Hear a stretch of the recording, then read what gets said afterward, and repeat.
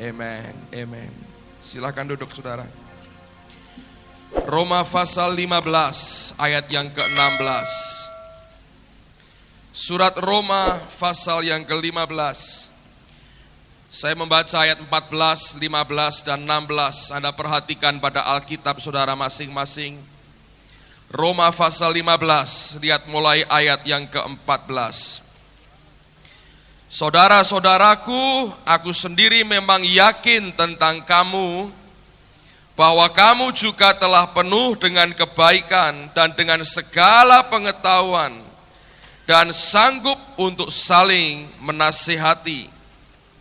Namun karena kasih karunia yang telah dianugerahkan Allah kepadaku, aku di sana sini dengan agak berani telah menulis kepadamu untuk mengingatkan kamu, yaitu bahwa aku boleh menjadi pelayan Kristus Yesus bagi bangsa-bangsa bukan Yahudi, di dalam pelayanan pemberitaan Injil Allah, supaya bangsa-bangsa bukan Yahudi dapat diterima Allah sebagai persembahan yang berkenan kepadanya, yang disucikan oleh Roh Kudus.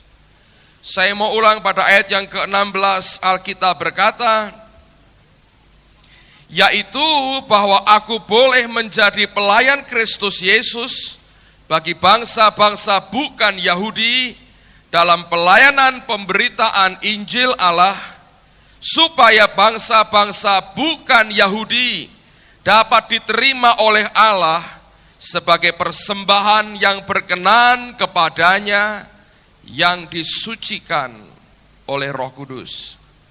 Dalam terjemahan yang lain, kalimat yang terakhir berbunyi that the offering of the Gentiles, sehingga korban daripada orang-orang kafir might be acceptable, akan diterima, berkenan, diterima oleh Allah, sanctified by the Holy Spirit, dikuduskan oleh Roh Kudus sendiri. Paulus berkata that the offering of the Gentiles, persembahan dan korban dari orang kafir, might be acceptable, akan bisa diterima. Caranya bagaimana? Dia berkata sanctified by the Holy Spirit, dikuduskan oleh Roh Allah sendiri. Setiap kali kita membaca perkataan kafir, Gentiles, sebetulnya kata itu merupakan kata yang sangat keras bagi orang Yahudi. Kita tahu akan tradisi orang-orang Yahudi. Secara daging mereka menganggap semua orang di luar bangsa Yahudi adalah orang kafir, Gentiles. Dan orang Yahudi dilarang keras bergaul dengan orang kafir, karena itu menajiskan dan mencemari hidup mereka. Tadi pagi saya cerita, beberapa tahun yang lalu saya bertemu dengan Bob Weiner. Dia sempat melihat akan gedung ini juga dan kami makan siang sama-sama. Dan Bob Weiner, hamba Allah ini adalah secara daging dia keturunan orang Yahudi. Lalu saya tanya kepada dia, iseng saya bertanya, apakah istrimu juga orang Yahudi? Dia bertanya, bukan, Gentiles, kafir istri saya katanya. Orang Yahudi menganggap orang di luar orang Yahudi adalah orang kafir. Dan merupakan larangan besar bagi mereka untuk bisa masuk dan bergaul di rumah orang kafir. Anda ingat cerita ketika Tuhan berbicara kepada Petrus, ketika dia di Yope, dan 3 kali Allah memberi pernyataan supaya Petrus menyembelih, memasak dan memakan akan binatang-binatang haram. Dan Petrus berkata, Tuhan, aku belum pernah makan yang seperti ini. Tapi ujungnya kita tahu Allah perintahkan dia masuk ke rumah orang bernama Cornelius. Itu orang bukan orang Yahudi. Dan Pak Petrus berkata adalah unlawful, pelanggaran hukum buat kami orang Yahudi masuk ke rumah orang bukan Yahudi. Tapi ketika dia memberitakan firman Allah, dia berbicara tentang Kristus Yesus, Roh Allah turun pada mereka. Cornelius dan seisi rumah tangganya bertobat, dipenuhi Roh Allah, dan dibaptiskan. Nah, peristiwa itu menimbulkan masalah juga bagi rasul-rasul yang lain. Waktu Petrus sampai di Yerusalem, dia harus menghadapi semua rasul yang lain. Sehingga dia harus menjelaskan duduk persoalan yang sebenarnya. Baru mereka terbuka mata rohani mereka, melihat bahwa keselamatan juga bagi bangsa lain. Anda melihat betapa beratnya sebetulnya semua yang berasal dari orang kafir diterima di hadapan Allah. Paling tidak itulah yang diungkapkan dalam perjanjian lama. Tapi Alkitab berkata oleh karena Kristus Yesus, maka semua persembahan orang kafir itu bisa diterima oleh Allah. Tapi caranya bagaimana? Alkitab berkata, sanctified by the Holy Spirit, dikuduskan oleh Roh Kudus sendiri. Nah, hal yang sama dengan kehidupan kita. Secara daging semua kita hari ini orang kafir, Gentiles, orang kafir. Tapi kita dikuduskan oleh Kristus lewat penebusannya. Namun yang membuat korban kita, ibadah kita berkenan di hadapan Tuhan adalah kalau kita mengalami sanctified by the Holy Spirit. Kalau kita mengalami pengudusan dan dikuduskan oleh Roh Allah sendiri. Saudara, setiap kali kita beribadah, kita memberikan korban kita memberikan pujian kita, memberikan penyembahan kita, memberikan akan persembahan kita. Dan kita mengembalikan juga perpuluhan kita. Dengarkan baik-baik. Kalau semua itu berasal dari kedagingan kita, sama sekali tidak acceptable, tidak mungkin diterima oleh Allah. Tapi semua yang kita berikan kepadanya harus sanctified by the Holy Spirit, harus dikuduskan oleh Roh Allah sendiri. Nah, apa artinya sanctified by the Holy Spirit? Apa artinya dikuduskan oleh Roh Allah sendiri? Dikuduskan oleh Roh Kudus artinya dari sejak dasar sumbernya harus berasal dari inisiatif Roh Allah sendiri, bukan dari kemauan kedagingan kita. Alkitab berkata, kehendak roh bertentangan dengan kehendak daging. Semua yang berasal dari Roh Allah dan kita taati berdasarkan kasih kita kepadanya, kita mentaati semua dorongan dan perintah rohnya. Itulah yang dikuduskan oleh Roh Allah sendiri. Semua yang berasal dari Roh Allah, itulah yang disebut sanctified by the Holy Spirit. Semua yang berasal dari kedagingan kita tidak pernah bisa dikuduskan, dan kita mencoba untuk itu berkali-kali. Di dalam pelayanan berkali-kali kita berkata, aku mau lakukan ini, lalu kita berdoa, Tuhan Kau mengurapi aku. Tidak ada gunanya, saudara. Yang acceptable di hadapan Tuhan hanya yang sanctified by the Holy Spirit, hanya yang dikuduskan oleh Roh Allah sendiri. Saya ingin pada malam hari ini, sebelum kita mengembalikan perpuluhan kita, memberikan korban kita di hadapan Tuhan, saya ingin kita semua punya satu keyakinan. Yang aku lakukan malam hari ini adalah oleh karena dorongan rohnya, bukan karena kebiasaan. Bukan karena terpaksa kita memberi, karena yang lain memberi, saya juga memberi. Saya mau kita semua punya keyakinan. Sampai pada hal yang paling kecil, sampai pada jumlahnya, sampai pada hal yang detail sekalipun, saya mau kita belajar, bukan jadikan sebagai kebiasaan. Saya mau katakan ada kebiasaan yang tidak baik pada hidup banyak orang Kristen. Setiap kali kita mau berbakti, kita sudah persiapkan di rumah, saya mau beri 500 sore ini. Selalu kalau kita mulai dengan itu, ataupun Anda berkata, saya mau beri 1 juta malam ini. Sekalipun itu keluar dari sesuatu jumlah yang besar, kalau itu muncul dari ide manusiamu sendiri, tidak ada gunanya, saudara. Semua harus lahir dari ketaatan kepada apa yang Roh Allah inginkan dalam kehidupan kita. Dan dengan itu maka semua korban kita, that the offering of the Gentiles might be acceptable by, lewat apa? Sanctified by the Holy Spirit. Melalui akan pengudusan oleh karena rohnya. Mari tundukkan kepala kita terlebih dahulu. Kami mau belajar ya Tuhan. Kami mau belajar. Dalam segala hal yang kami ingin bawa di hadapan-Mu, biar tidak lahir dari kemanusiaan kami, tapi beri supaya ini semua lahir dari hati Tuhan sendiri. Dan kami mentaati, karena kami ingin memberi sesuatu yang Engkau inginkan dan sesuatu yang Engkau minta. Amin. Silakan duduk saudara.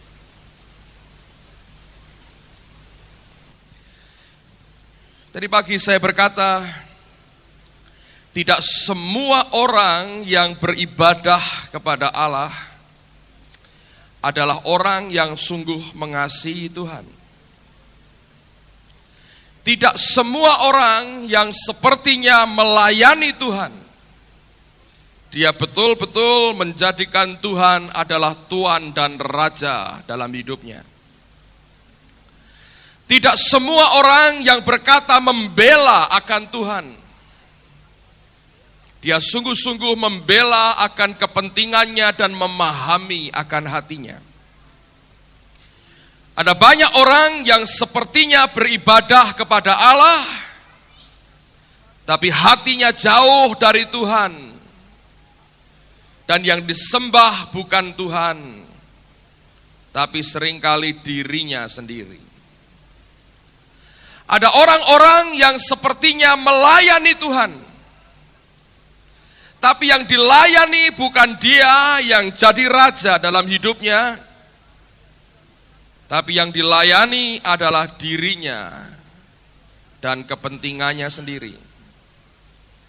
Ada banyak orang yang berkata dia membela Tuhan, dan dia berani lakukan apa saja untuk Allah yang dia katakan dia bela. Walaupun tidak pernah saya dengar Allah minta dibela sebetulnya. Tapi sesungguhnya banyak orang yang berkata dia membela Tuhan, tapi yang dibela adalah kepentingannya sendiri. Ada orang yang berkata dia membela prinsip-prinsip kebenaran, tapi seringkali kenyataannya yang dibela adalah prinsip-prinsipnya sendiri. Kita harus berhati-hati dengan kehidupan kekristenan kita, saudara. Sebab seringkali manusia bisa tertipu dan bahkan kita bisa menipu diri kita sendiri. Tapi Allah yang baik itu tidak pernah bisa ditipu dengan semua kemunafikan cara bagaimanapun. Alkitab berkata dia Tuhan yang melihat akan hati manusia. Ada banyak hal yang sepertinya rohani, yang sepertinya benar, yang sepertinya berbau Kristen, kental sekali. Tetapi kalau kita dibongkar hati kita yang sebenarnya, maka apa yang kelihatan rohani yang berbau Kristen kental itu tidak lebih hanya sekedar permukaan, tapi dasarnya adalah kepentingan manusia kita yang kita coba cari akan kepuasannya, dan kita mencoba menempatkan diri kita di tempat yang kita inginkan sesuai dengan kemauan kita sendiri. Bahkan kalau kita mau jujur, ada banyak pelayanan yang sepertinya disertai dengan pengurapan dan manifestasi pekerjaan roh. Kalau kita telusuri dengan seksama, maka akan dijumpai orang-orang yang sekedar memanfaatkan roh Allah untuk kesenangannya sendiri.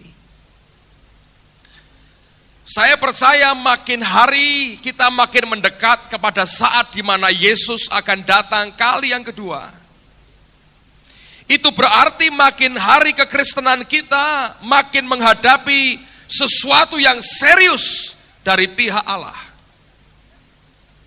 Sebab Tuhan punya kepentingan mengangkat dan membawa mempelainya bagi Kristus Yesus.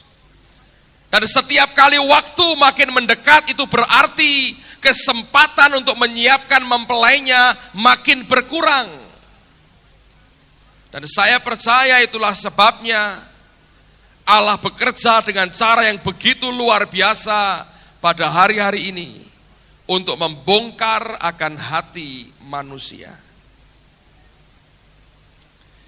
Tadi sore ketika saya sedang mandi, sesuatu Roh Kudus mulai kerjakan dalam hati saya. Dan ketika saya melihat ke belakang, saya berkata, Tuhan, segala sesuatu yang pernah aku perjuangkan dengan dagingku, hari ini tidak ada semuanya. Dan ternyata tidak membawa keuntungan apapun buat kerajaan surga. Bahkan beberapa hal yang pernah saya hadapi dengan daging saya belajar dan dengan jujur saya harus berkata, beberapa saat kemudian hal yang mirip sama muncul lagi. Itu berarti Tuhan berkata, dulu kamu belum lulus, sekarang kamu ulang lagi. Oleh karena itu, malam ini saya mau mengajak kita melihat lebih kepada apa yang ada pada roh kita. Ganti daripada kita terus hanya bicara tentang sesuatu yang menyangkut akan dunia ini. Sebelum kita membaca firman Tuhan, izinkan saya membaca satu artikel yang saya baca dari majalah yang diberi nama Majalah Gembala. Pada bagian terakhir dari majalah ini ditulis tentang mimpi seorang hamba Tuhan. Tidak disebut siapa namanya. Ketika saya baca, saya tahu bahwa semua kita perlu dengar akan mimpinya. Dan saya berdoa supaya dengan ini saudara akan mulai mengerti akan hati Tuhan atas umatnya. Tidak banyak, saya ingin baca seluruhnya supaya saya tidak menambah atau mengurangi apa yang tertulis di sini. Pada suatu malam saya bermimpi bahwa saya telah ada di surga. Pada mulanya saya bingung mengapa saya ada di sini. Ternyata baru saja terjadi rapture, pengangkatan gereja. Dan saya bersyukur bahwa saya ada di sana. Setelah saya mencek apakah keluarga saya lengkap ada di sana, maka hal berikutnya yang saya lakukan ialah saya mencari jemaat saya. Saya ada bertemu dengan beberapa saudara anggota jemaat kami, dan kami bersuka cita dan berpelukan. Masing-masing mengucap syukur bahwa akhirnya kami selamat. Lalu saya bertanya, di mana saudara-saudara kita yang lain? Apa Anda ada bertemu dengan mereka? Ia mengatakan bahwa ia ada bertemu dengan beberapa, tetapi yang lain lagi entah ada di mana. Saya pun mulai berjalan berkeliling, memang sukar mencari satu persatu, sebab ada begitu banyak orang di sana. Tetapi setelah sekian waktu, maka saya pun mulai mengabsen dalam pikiran saya, seperti yang sering saya lakukan sewaktu masih di bumi. Sehabis kebaktian berpikir-pikir, siapa yang datang, siapa yang tidak datang. Setelah kebaktian doa, menghitung kembali siapa datang, siapa tidak datang. Mungkin gerejanya ada mesin absennya gitu. Ceklok gitu datang, saudara ya. Setelah mencoba menghitung berulang-ulang, saya mulai berdebar-debar karena cemas. Mengapa banyak yang tidak saya lihat di sana? Saya bertemu dengan seorang diaken, dan kami mulai menghitung bersama-sama. Memang benar, dari 500 jemaat dewasa kami, hanya sekitar 60 yang kami lihat ada di sana.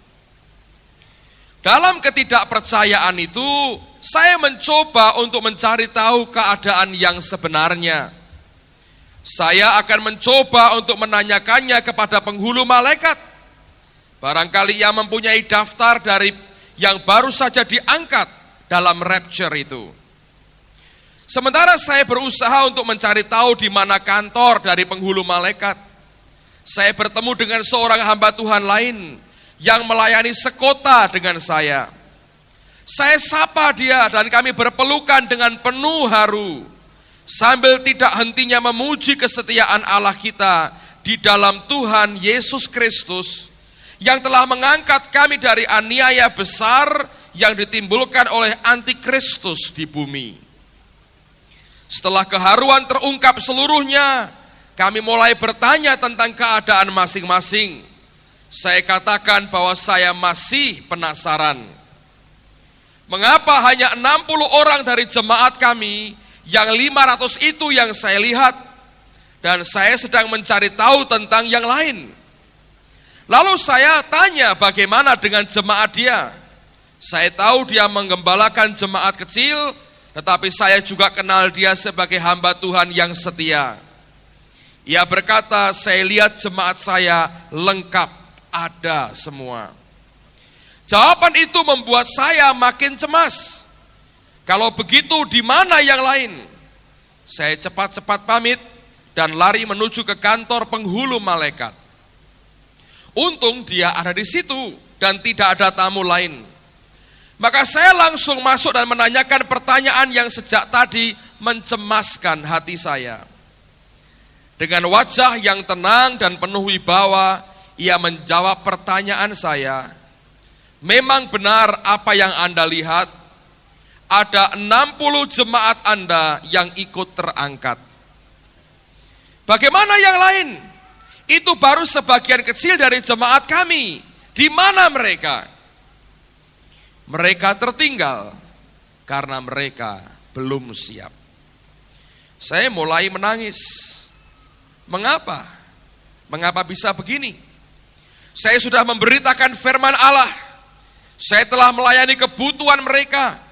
Saya besuk kalau mereka lemah. Dan mengapa hamba Tuhan yang tadi itu 100% jemaatnya ada di sini? Mengapa? Penghulu malaikat itu menjawab, tidak berguna Anda menangis. Semuanya sudah terjadi. Jarum jam tidak bisa diputar kembali. Tetapi karena Anda bertanya, maka saya akan menjawab. Memang benar Anda memberitakan Injil, tetapi berita yang Anda sampaikan ialah dari kerajaan dunia, bukan kerajaan Allah. Anda menyampaikan firman yang menyenangkan manusia, bukan Injil kerajaan. Tiap minggu Anda berkhotbah tentang sukses di dunia, tentang bagaimana Allah juga bisa mengadakan mujizat dan tidak kalah dengan dukun-dukun di dunia. Bagaimana kalau ikut Tuhan sungguh-sungguh bisa diberkati harta berlimpah-limpah. Dengan rinci Anda mengajarkan 6 langkah menuju sukses dan 7 langkah mendapatkan hidup yang diberkati. Lalu Anda juga tidak henti-hentinya berkhotbah tentang bagaimana bisa mengatasi problema. Seolah-olah menjadi orang Kristen tujuannya hanya agar bisa terlepas dari problema. Dan memang itu mempunyai daya tarik. Orang senang mendengarkannya. Tetapi yang Anda sampaikan ialah Injil tentang kerajaan dunia. Sebaliknya teman Anda, hamba Tuhan yang satunya itu, ia tidak henti-hentinya berkhotbah tentang surga, tentang kekasih jiwa yang sejati, yaitu Tuhan Yesus Kristus. Tidak heran jemaatnya seluruhnya masuk surga. Khotbah Anda memang menarik, dan Anda juga menggunakan ayat-ayat firman Tuhan. Jemaat Anda merasa sangat diberkati dengan khotbah Anda. Tetapi sayang, Anda tidak sungguh-sungguh mempersiapkan mereka untuk masuk surga. Hati dari jemaat Anda tetap tidak berubah. Pikiran mereka tetap pikiran duniawi. Mereka mencari Tuhan, tetapi untuk tujuan duniawi mereka. Tuhan memang memberkati mereka, Tetapi karena hati mereka tidak berubah, berkat itu mereka gunakan untuk menikmati kesenangan duniawi. Maka mereka sedikit sekali mempersiapkan diri untuk kehidupan di surga. Mereka tidak mengerti tentang surga. Mereka ikut Tuhan hanya untuk bagaimana bisa hidup senang di bumi. Maka sedih sekali mereka sekarang tertinggal. Lalu pendeta ini berkata, hati saya begitu hancur, saya menyesal, pikiran saya kacau, saya bingung, dan sampai di situ pikiran saya hilang. Mungkin saya pingsan. Waktu saya terjaga, saya baru menyadari dengan kelegaan bahwa itu hanya sebuah mimpi. Tetapi saya bersyukur belum terlambat. Saya berjanji pada diri sendiri, mulai sekarang hanya akan memberitakan Injil kerajaan sorga, supaya jemaat saya 100% ikut rapture.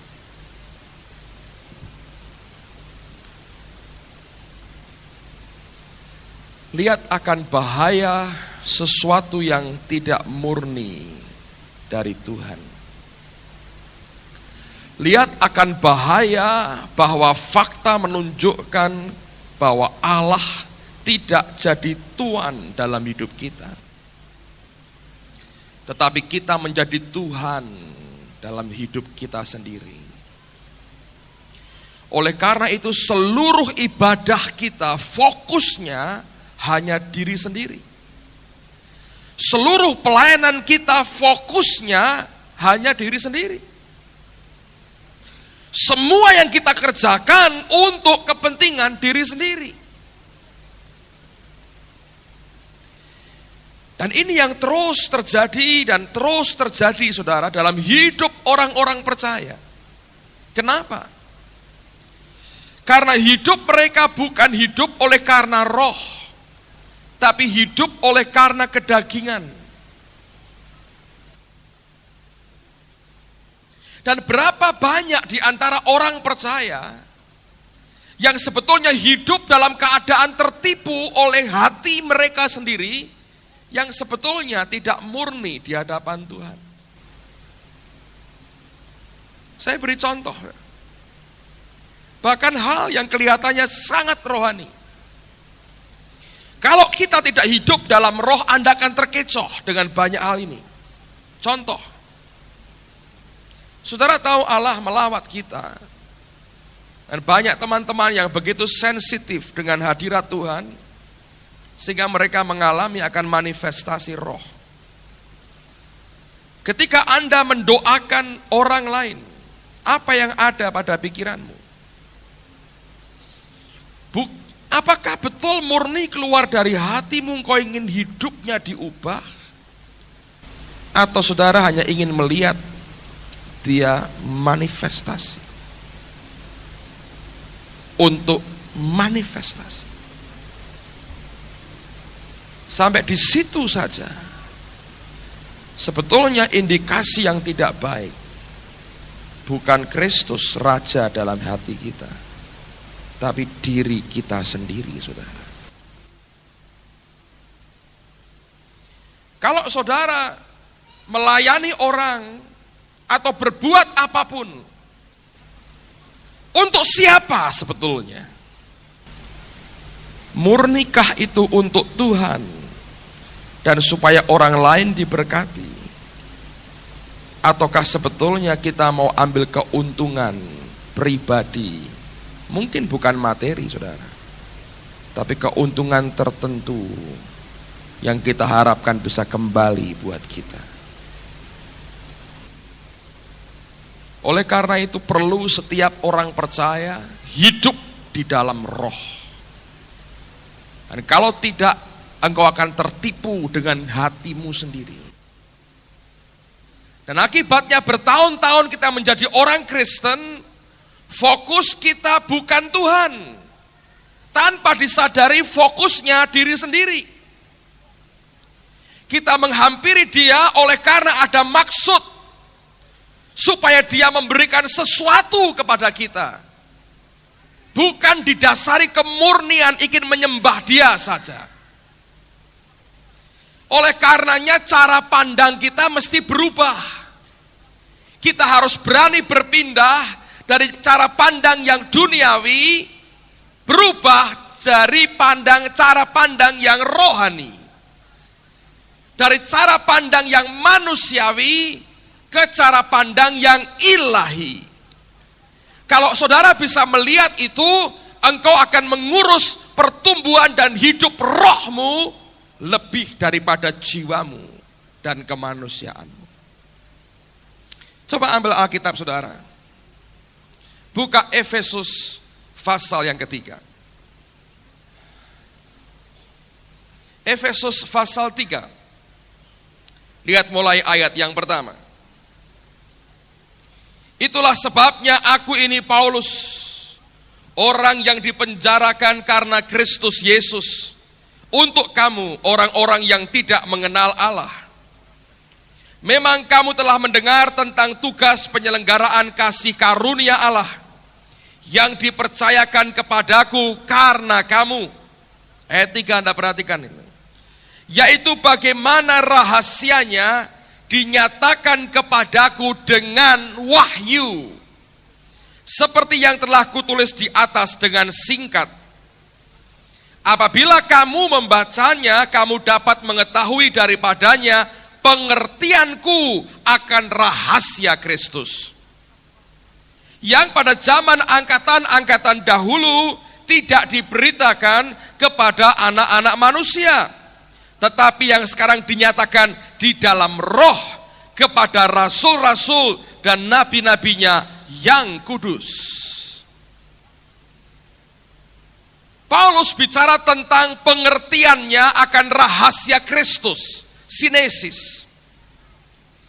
Dan dia berkata pengertian dia akan rahasia Kristus didapat oleh karena wahyu, bukan oleh karena inteleknya. Dan dia berkata itu semua dia terima di dalam roh, katanya. R-nya huruf besar. Nah, orang seperti Paulus ini Anda harus lihat dalam suatu dimensi yang berbeda dengan manusia pada umumnya.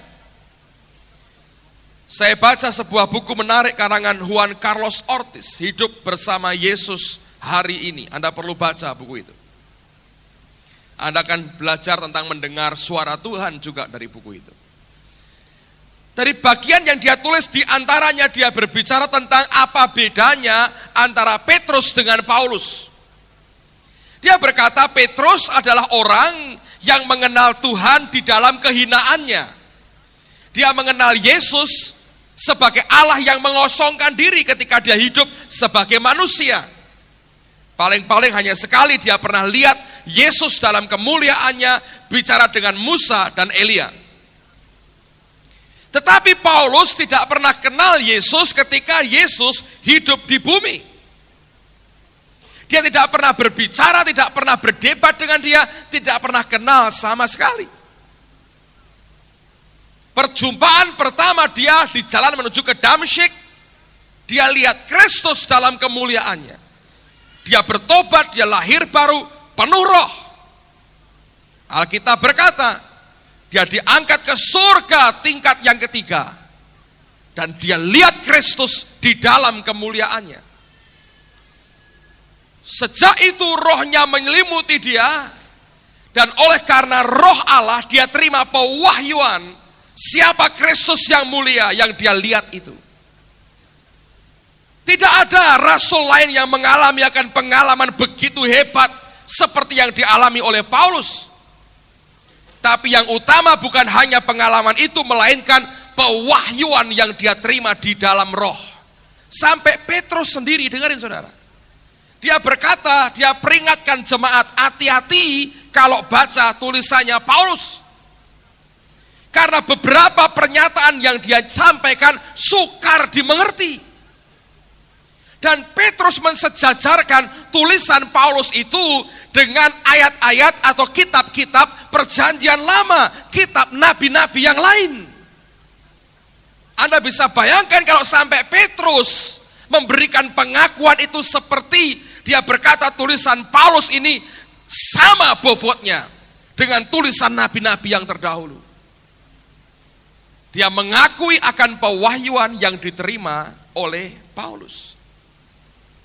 Nah, sekarang Anda lihat, orang ini terima pewahyuan luar biasa. Dan dia berkata, oh, hebat sekali. Itu dia Kristus yang mulia. Kan baik-baik, saya akan berikan analogi supaya membuat Anda mengerti. Kalau Anda punya anak sedang sekolah SD, SMP, SMA mungkin. Semua kita tahu pelajaran sekolah hari ini beda dengan zaman kita dulu, saudara.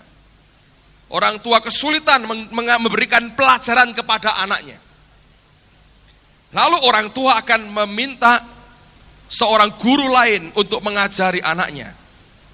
Kalau boleh, sebetulnya semua orang tua pengen anaknya itu diberi les oleh guru sekolahnya sendiri.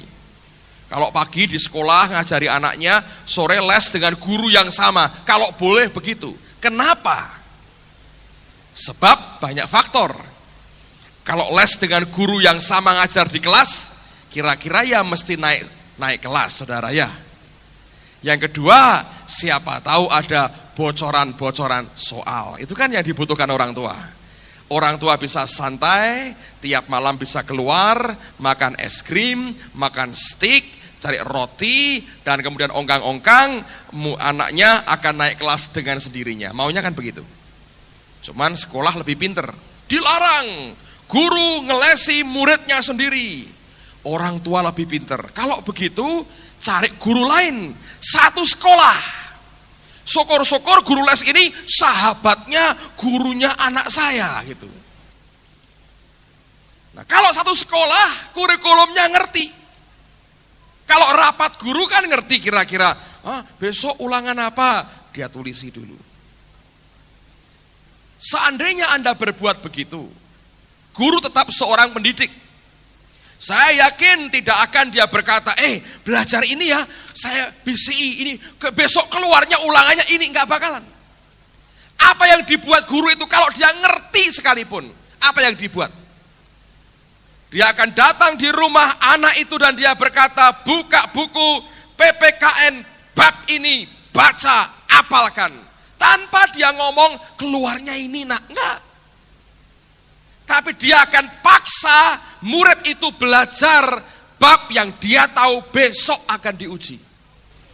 Sebab dia sudah ngerti rahasia di dalamnya. Anda nangkap itu? Kalau guru sadis, sengaja bab 4 ulangannya belajar bab 7 hari ini. Sadis banget guru itu, saudara. Kira-kira Anda tidak akan pakai lagi minggu depannya. Terima kasih Bu untuk semuanya, Anda carikan batik, bye-bye, cari guru lain, saudara. Tapi pasti dia juga punya keinginan membuat murid didiknya ini berhasil. Ya kan, saudara? Normalnya begitu. Nah, sekarang lihat dengan Paulus. Pewahyuan besar dia terima tentang Kristus dalam kemuliaannya. Hatinya berkata, aku tahu apa yang perlu buat jemaat. Kalau aku beritahu rahasia-rahasia macam-macam, mereka mungkin bingung. Tapi aku ngerti apa yang perlu bagi mereka. Dan itu merupakan doa Paulus. Sekarang coba Anda lihat pada ayat 14. Pasal yang ketiga. Masih pasal 3. Itulah sebabnya, dia berkata, aku sujud kepada Bapa, yang daripadanya semua turunan yang di dalam surga dan di atas bumi menerima namanya. Dia berkata, aku sujud, aku tersungkur. Itu bukti ada permintaan yang sungguh-sungguh keluar dari hatinya. Nah, apa yang dia minta? 16. Aku berdoa supaya ia menurut kekayaan kemuliaannya menguatkan dan meneguhkan kamu oleh rohnya di dalam batinmu. Ini doa pertama. Dia berkata, aku berdoa supaya kamu dikuatkan oleh Roh Kudus. Bagian mana dikuatkan? Batinmu, rohmu. Untuk kita bisa menikmati kemuliaan Kristus, Dia mau berkata, yang aku harus urus dulu adalah rohmu, bukan yang lain-lain. Ingat saya pernah berkata, kita adalah manusia roh, makhluk roh, yang punya intelek dan tinggal pada tubuh. Kita yang sebenarnya adalah roh kita ini, saudara.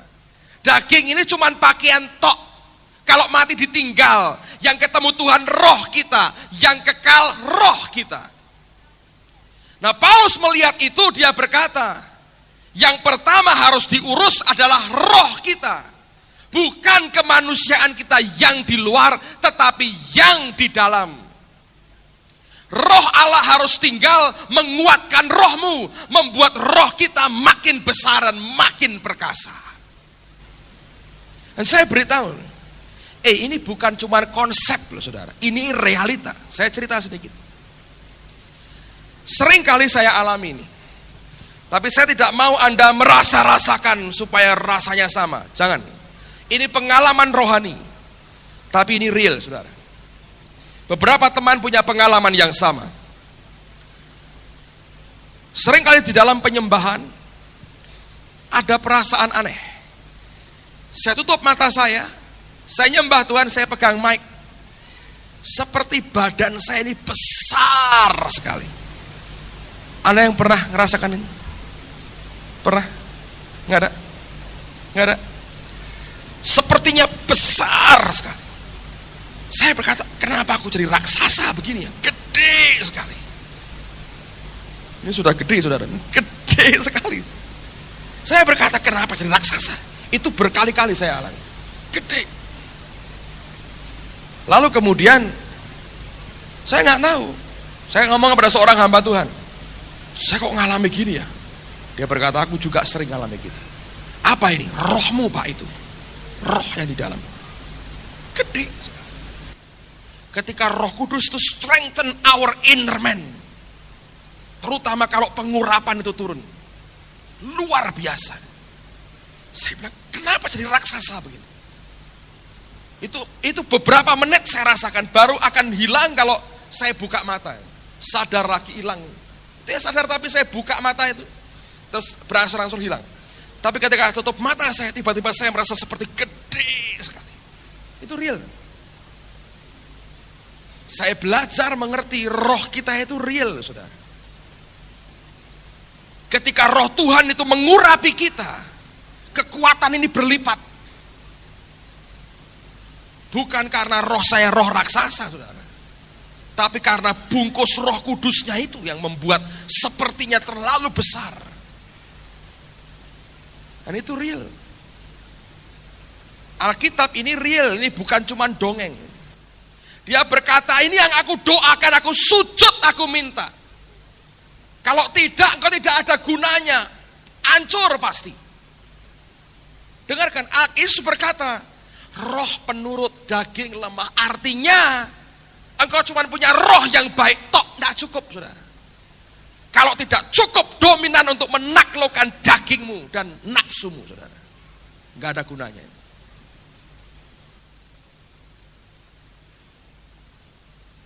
Kalau yang dominan jiwa kita, itu yang terjadi. Semua ibadah kita fokusnya kemana? Ke diri sendiri. Tapi kalau rohmu yang dominan, semua ibadah dan perbuatanmu fokusnya ke Dia. Karena Roh Kudus hanya tertarik dengan roh kita yang lahir baru. Kalau jiwamu yang dominan, Anda akan senang dengar semua perkataan-perkataan yang menyenangkan hatimu. Kalau rohmu yang dominan, engkau senang dengan kebenaran, sekalipun pahit dan keras buat jiwamu. Itulah sebabnya dia sujud, dia minta kepada Bapa supaya roh kita dikuatkan oleh roh Allah sendiri. Teruskan lagi ayat berikutnya.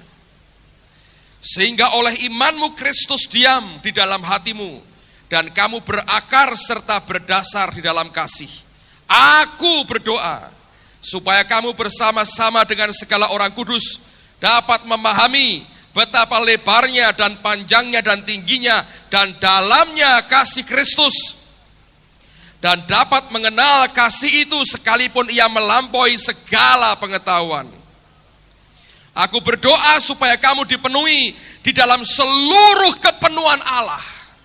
Bukan cuma roh saja, kelak juga jiwa dan tubuh. Dan sekali lagi saya berkata, ini hal real, ini bukan cuma imajinasi orang. Anda ingat akan apa yang terjadi pada Paulus? Pakaiannya dipotong-potong dan kain yang dia pakai ditempelkan pada orang sakit dan orang itu sembuh. Roh Allah yang melingkupi akan rohnya begitu dominan, akhirnya mendesak semua kedagingan jiwa dan tubuhnya. Dari dalam ini memancar keluar. Ingat perkataan Yesus, barang siapa haus, datang kepadaku dan minum.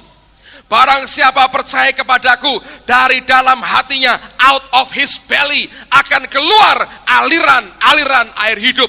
Alkitab berkata, yang dimaksudkannya ialah Roh Kudus. Begitu engkau terima roh Allah di dalam rohmu, itu sesungguhnya roh Tuhan mau membuat roh kita makin kuat dan makin perkasa. Dia tinggal di dalam kita, dia tinggal bersama kita, dan dia di atas kita mengurapi kita. Pada waktu roh itu dibiarkan makin berkembang, makin dominan, makin kuat, kedaginganmu makin terdesak. Dan setiap hari kita dihadapkan kepada pilihan, apakah kita mengikuti kemauan daging kita, atau mengikuti kemauan roh Allah dan roh kita. Pada waktu kita makin mengikuti kemauan roh kita, itu akan mendesak daging kita. Tiap hari mendesak terus sampai ada breakthrough, jebol keluar. Nah, waktu itu aliran hidup ini mengalir keluar, saudara. Tidak heran sebetulnya persekutuan dengan Tuhan itu sampai ke fisik. Tidak heran. Buktinya apa? Lihat mereka yang holy laughter, yang jerking, yang menari. Sampai ke fisik tuh. Bedanya apa? Terjadi sesaat itu. Yang Tuhan mau permanen. Bukan permanen jerking, saudara. Tapi permanen keluar nembus sampai ke daging. Itu bukti. Yang dia kerjakan di dalam sampai ke fisik itu bukan barang aneh. Yang dia mau bukan hanya fisik, ngerubah karakter, tingkah laku, dan seluruh kepribadian kita. Dan sekarang orang bertanya, bagaimana dengan kebutuhan saya sehari-hari, Pak? Mari balik lagi, lihat betul. Anda lihat pada Matius pasal 6 dulu. Cara lihat kita harus berubah, saudara. Matius 6, mulai ayat yang ke-25. Ini bagian yang terakhir sebelum kita berdoa.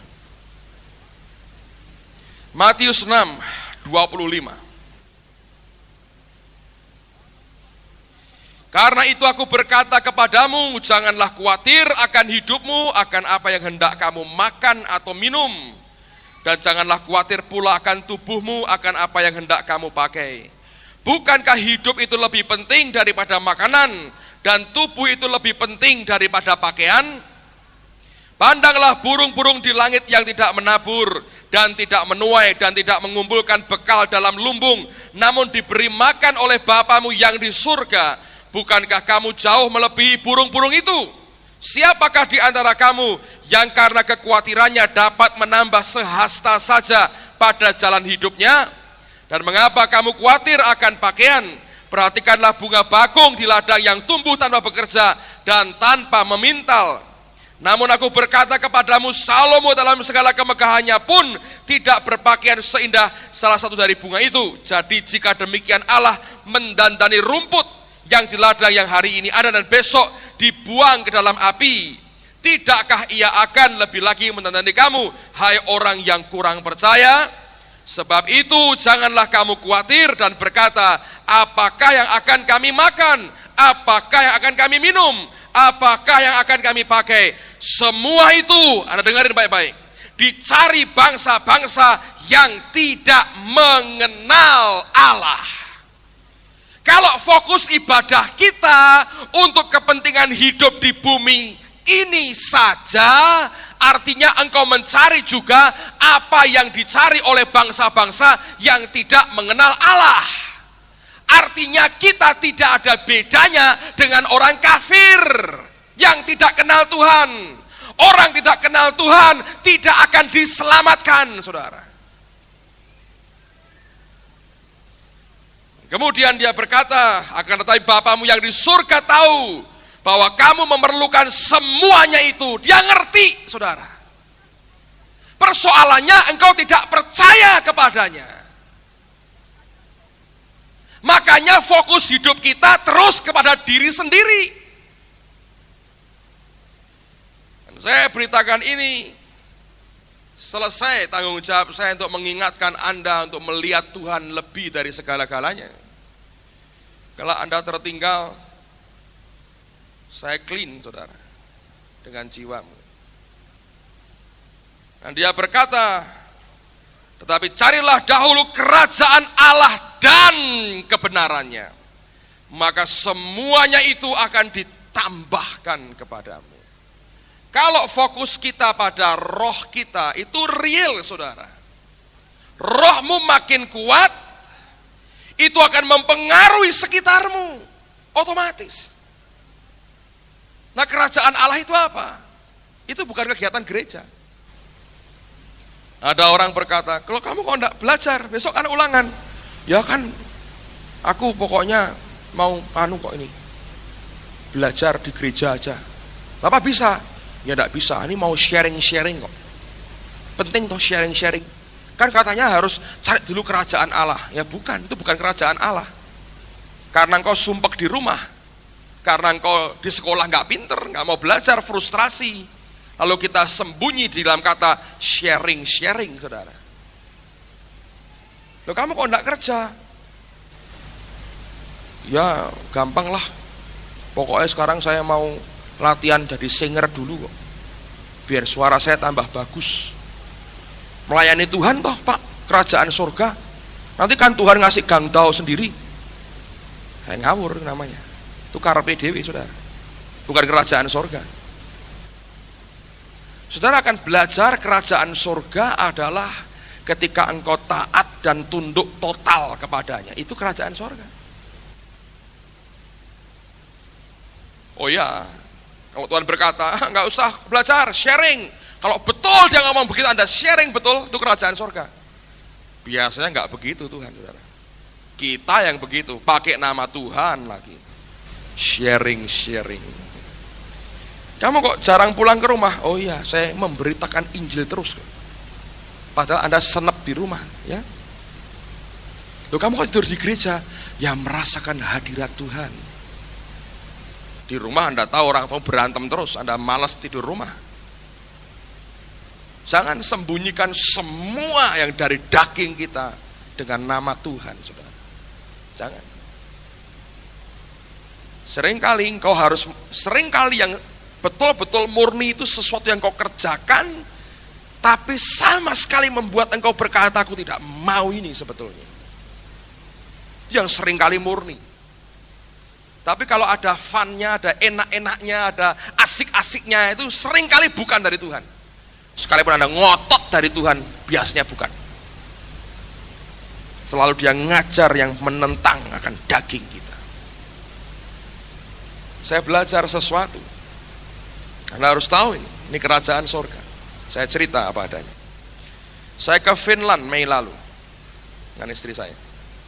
Hari terakhir suaminya Eva, Mats Bachman, ngatur saya di sebuah gereja. Gereja itu mirip Toronto. Tiap hari kebaktian, nggak banyak jemaatnya, kira-kira mungkin separuh kita. Tapi tiap hari kebaktian. Dia sudah ngomong dengan gembala sidangnya, gembala sidang berkata ya. Tapi gembala sidangnya lupa memberitahu asistennya. Dan dia pergi ke kota lain, saudara. Begitu kami datang, orang-orang di sana nggak tahu apa-apa. Termasuk asisten pendetanya nggak ngerti. Si Mat sudah bingung, loh kok nggak ada orang nyambut, nggak ada orang ngerti. Dia ngomong dengan wakil gembalanya, waduh aku nggak diberitahu. Dan orang ini tentu baik. Karena gembala sidang nggak memberitahu dia, Dia tidak berani memberikan mimbar kepada sembarang orang. Dia gak kenal saya. Tapi saya masuk di gereja itu, pengurapan Tuhan kuat pada saya. Saya tahu sebetulnya memang jatah saya melayani mereka. Jadi akhirnya dinegosiasi, dia berkata, baik, saya beri dia kesempatan sharing, bersaksi 10 menit. Tidak lebih dari itu. Si Mat sudah merah mukanya, sudah ngamuk dia. Kenapa saya diperlakukan begitu? Itu dia tersinggung sendiri. Saya santai aja dengan istri saya. Saya bilang, gua gak kenal gereja ini, dia gak kenal saya. Nothing tulus, gak ada apa-apa. Saya bilang kebaktian aja di sini. Dan mereka mau perjamuan kudus hari Minggu itu. Lalu kemudian saya diberitahu, kamu diberi waktu 10 menit. Saya berkata, baik, saya beri 10 menit. Saya berdoa, Tuhan, apa yang harus aku buat? Dan Roh Kudus berkata, kamu tunduk pada otoritas di gereja itu. Dia sama sekali tidak salah. Dia di bawah otoritas orang lain. Kerjakan bagianmu. Orang diberkati bukan berapa lama engkau khotbah, tapi apakah engkau belajar mentaati aku atau tidak. Tapi itu pengurapan begitu kuat, saudara. Setelah pujian, persembahan, segala macam, dia undang saya. Saya maju ke depan, dan Mat ini menerjemahkan saya. 10 menit saya bicara, saudara. Persis, exactly 10 minutes, 10 menit saya bicara. Pengurapan Tuhan begitu kuat. Orang semua kayak orang, Anda tahu orang kena sihir, melotot. Kuat sekali. Selesai 10 menit, saya amin. Saya dipanggil, istri saya dipanggil, kami didoakan. Duduk lagi. Dari kepala sampai badan, panasnya luar biasa. Wih, saya bilang ini urapan masih kuat. Pendetanya khotbah. Nggak ada apa-apa, ngalor ngidul. Eva berkata, lihat, dia berkata, Petrus, kita sudah cukup lama melayani, kita sensitif dengan anointing. Urapan Tuhan di kamu, bukan di dia. Saya berkata, I know. Tapi Tuhan berkata, belajar menundukkan diri kepada otoritas yang ada. Saya tahu, saudara, detik saya berani melangkah, saya berkata, pendeta turun, gua khotbah. Hilang itu pengurapan, tahu, saudara. Dan satu hari itu Roh Tuhan memenuhi saya luar biasa. Saya bilang, Tuhan, aku belum pernah ngerasakan seperti ini. Tapi berkat yang diberi dahsyat sekali. Anda tahu kerajaan surga bukan legalitas tang, tapi jalan dalam ketaatan dengan Tuhan. Itu yang membuat Allah berkenan dengan kita. Sekali lagi, saudara, pertanyaan yang harus dijawab setiap kita, siapa Tuhan dalam hidup kita? Kalau Tuhan itu Kristus, biarkan dia yang memerintah. Kalau Tuhan itu adalah dirimu, cepat dikudeta, dongkel dari kursinya, serahkan kursinya kepada Kristus. Amen. Kalau Tuhan itu dirimu sendiri, saudara, itu nggak bisa dibujuk-bujuk, turun ya mas, turun atau mas, nggak bisa. Itu tendang, saudara, berarti dongkel. Kau tidak layak tinggal di sini. Kristus yang harus memerintah dalam roh kita. Amen. Mari angkat tanganmu sama-sama.